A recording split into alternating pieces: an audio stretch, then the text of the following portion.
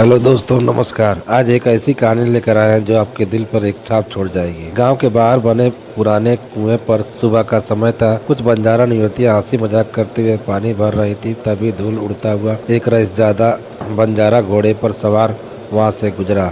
लंबी यात्रा और तेज धूप की वजह से वह बेहद प्यासा था। उसने घोड़े को रोका और पानी मांगा। एक युवती बिना उसकी तरफ देखे चुपचाप कुएं से पानी भरकर उसे पिला देती है। उसकी आंखें झुकी हुई थी, व्यवहार विनम्र था और चेहरे पर अद्भुत सौम्यता थी। रईस बंजारा उसे देखते ही मन ठहर गया। उसे लगा कि इतनी सुंदरता के साथ इसका संस्कार, अगर यह मेरी जीवन संगिनी बन जाए तो जीवन सफल हो जाए। जब लड़कियां घर की ओर लौटी तो बंजारा धीरे धीरे उसके पीछे चल पड़ा और युवती का घर ढूंढ निकाला। दरवाजे पर पहुंचकर उसे पानी मांगने का बहाना किया और उसके घर के अंदर पहुंचा।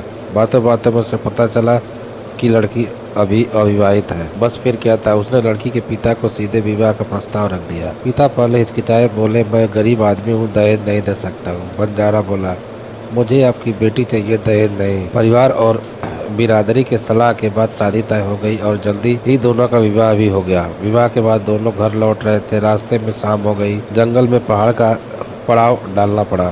पास ही एक तालाब था जहाँ एक गड़ेरिया अपनी बकरियों को पानी पिला रहा था।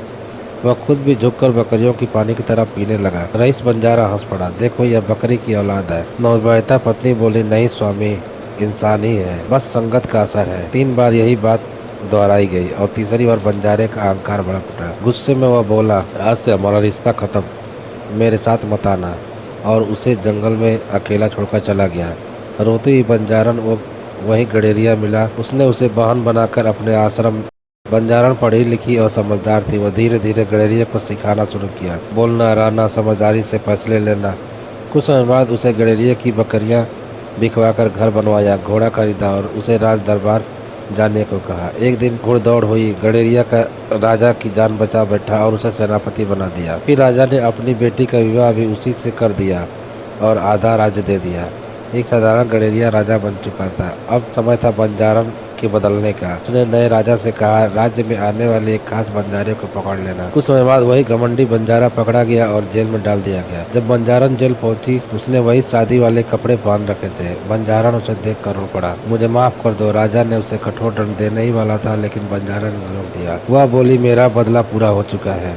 जिसे अपने घमंड पर गर्व था, आज वह कैदी बन चुका है। फिर उसने बंजारण को छोड़ने की शर्त रखी, जीवन भर किसी स्त्री का अपमान नहीं करेगा। बंजारा रोते हुए वचन देता है, उसने रिहा कर दिया जाता है। वह पत्नी को साथ चलने को कहता है, पर बंजारण मुस्कुरा कर कहती है, अब मेरा घर वह वही है जहाँ मेरा सम्मान है। और बंजारा पछतावे के साथ चला जाता है। घमंड का सिर हमेशा झुकता है और बुद्धि सबसे बड़ा बदला होता है। कृपया कहानी कैसी लगी कृपया कमेंट में ज़रूर बताएं और चैनल को लाइक सब्सक्राइब जरूर कर दें।